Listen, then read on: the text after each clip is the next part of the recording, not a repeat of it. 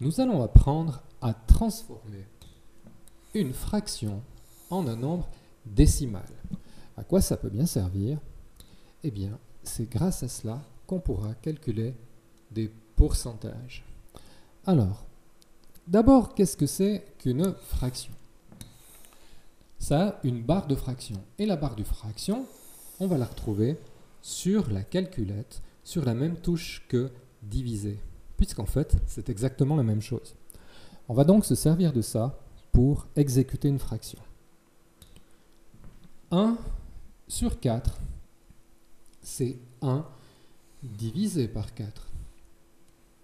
Ce qu'on sait très bien calculer, 1 divisé par 4 égale 0. 0 fois 4, 0. Reste 1. J'ai droit à 2 décimales. Je prends la première. Dans 10, le 4 va 2 fois, et on est après la virgule. 2 fois 4, 8. 10 moins 8, 2. Deuxième décimale et dernière. Dans 20, le 4 va 5 fois.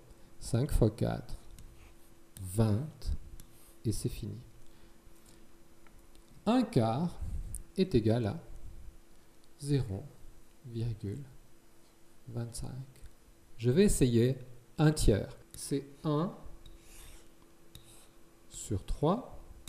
Dans 1, 3 va 0 fois. 0 fois 3, 0. Nous reste 1. Je me donne 2 décimales. Je franchis la virgule. Et j'abaisse le 0. Dans 10, le 3 va 3 fois. 3 fois 3, 9. Reste 1. Deuxième décimale, et c'est là qu'on a la surprise. Dans 10, 3 va toujours 3 fois. 3 fois 3, 9. Et il reste 1. Et ça pourrait continuer ainsi jusqu'à l'infini, parce que 3 fois 3 fait toujours 9, et qu'il restera toujours 1.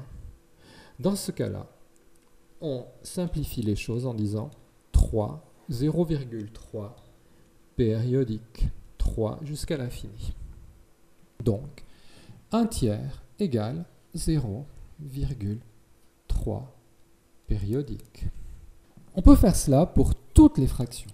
Maintenant, il y en a certaines pour lesquelles c'est beaucoup plus facile. On va faire encore 1 dixième et 1 cinquième.